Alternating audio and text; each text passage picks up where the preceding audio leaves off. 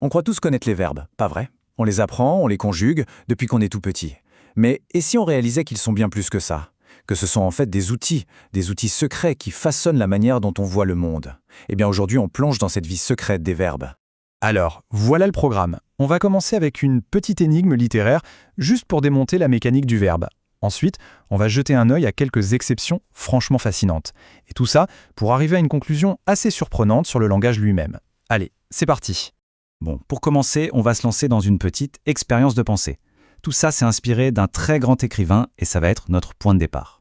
Alors regardons un peu ces deux textes. D'un côté, à gauche, on a une description assez froide, presque clinique. On lit « un type, les gens ». Et puis à droite, c'est la même scène, mais on la vit de l'intérieur. On a « je »,« ma vêture »,« mon plaisir ». Le premier est super distant, alors que le deuxième, il est personnel, vraiment intime. Et pourtant, c'est exactement le même événement qui est raconté. Du coup, la question se pose forcément. Comment est-ce possible? Comment le même événement peut-il créer un tel gouffre de perception? Sur le papier, c'est la même histoire, mais on ne ressent pas du tout la même chose. Eh bien, la clé de cette énigme, ce n'est pas un grand secret littéraire, non. C'est un concept grammatical qu'on connaît tous, mais qu'on ne regarde jamais sous cet angle. Le verbe. Il n'a pas une, mais en fait deux identités. Alors pour bien comprendre comment tout ça fonctionne, il faut qu'on définisse un peu ces deux fameuses identités. D'un côté, le nom, de l'autre, l'action. Ok, premièrement, on a l'infinitif. C'est, disons, le verbe dans sa forme la plus pure, la plus neutre. On pourrait dire que c'est le nom du verbe. C'est celui qu'on trouve dans le dictionnaire, parler, finir, être. Ça représente juste l'idée de l'action, de manière générale, sans dire qui l'a fait, ni quand. C'est un peu sa carte d'identité, si on veut. Et puis, de l'autre côté, on a le verbe conjugué. Et là, c'est le verbe qui se met au travail. Il arrête d'être neutre et il s'adapte à la situation. Il va se connecter à un sujet, que ce soit je, nous ou le type, et il va se placer dans le temps, présent, passé, futur. En gros, il passe de sa simple identité à une vraie fonction. Du nom, il devient une action en cours. D'accord, mais comment est-ce que le verbe fait ce passage? Comment il passe de son identité, son nom, à sa fonction, son action? Eh bien, c'est grâce à un lien super important qu'il va tisser avec un autre mot dans la phrase. Cette règle, c'est la base de tout. L'accord. Le verbe conjugué, c'est un peu comme un caméléon. Il change de couleur, de terminaison, pour s'accorder parfaitement avec son sujet. Et c'est justement ce lien qui va ancrer l'action dans une réalité bien précise. Et ce qui est fascinant quand on y pense, c'est de voir la mécanique derrière. Prenez le verbe « parler ». Le verbe a ce qu'on appelle un radical, sa partie qui ne bouge pas, ici « parle », et puis il y a la terminaison, la partie qui, elle, change tout le temps.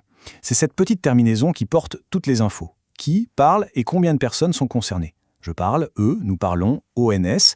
Le radical reste le même, mais c'est la terminaison qui, à chaque fois, raconte une histoire complètement différente. Bon, cette règle de l'accord, ça a l'air simple, non? Logique. Sauf que la langue est pleine de surprises, et elle adore tordre un peu ses propres règles. Prenons une phrase toute bête que tout le monde utilise. Il pleut. Simple, non? Le verbe « pleut », il est bien conjugué, troisième personne du singulier. Donc logiquement, il devrait y avoir un sujet. Il. Oui, mais voilà le hic. C'est qui ce « il » ? Ce n'est pas une personne, ce n'est pas un objet. Alors qui ou quoi fait l'action de pleuvoir? Tout à coup, la question devient bizarrement compliquée. En fait, la réponse, c'est que ce « il » est une sorte de sujet fantôme. C'est juste un outil grammatical, une béquille si on veut, qui est là pour que la phrase se tienne, pour que la structure fonctionne.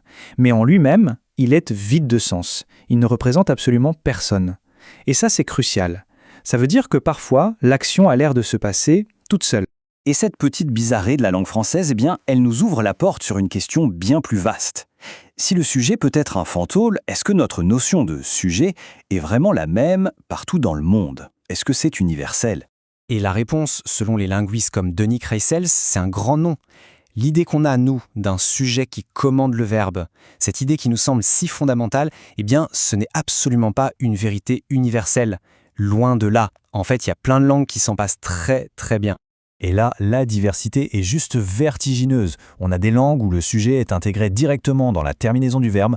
Dans d'autres, on va utiliser des petites particules pour le marquer, peu importe sa place dans la phrase. Et puis, on a des cas encore plus fous, comme en russe ou en islandais, où ce que nous on appellerait le sujet se retrouve dans des cas grammaticaux qui pour nous sembleraient complètement illogiques. Ça montre à quel point le monde des langues est incroyablement créatif. Bon, avec tout ça en tête, revenons à notre point de départ. Revenons au texte de Queneau et voyons un peu comment toutes ces pièces du puzzle s'assemblent. Là, on comprend beaucoup mieux, n'est-ce pas? Le choix entre un type s'irrite et je rembarre un goujat, finalement, ce n'est pas juste une question de grammaire, non. C'est un vrai choix de perspective. L'écrivain se sert de cette mécanique du sujet et du verbe pour nous placer soit en observateur lointain, soit, hop, directement dans la tête de son personnage. Donc au final, un verbe, c'est tellement plus qu'un simple mot qui exprime une action. C'est le vrai moteur de la phrase. En changeant sa forme, en choisissant son sujet, on fait pas juste respecter une règle de grammaire, on sculpte la narration, on contrôle la caméra de l'histoire en quelque sorte, et on décide de l'émotion qu'on veut faire passer. Et tout ça, ça nous amène à une dernière pensée. Si un truc aussi basique que le verbe peut cacher un tel pouvoir de narration, on peut se demander quelles autres règles de grammaire qu'on a apprises à l'école sont en réalité des outils artistiques, des leviers créatifs qui ne demandent qu'à être utilisés. La question reste ouverte.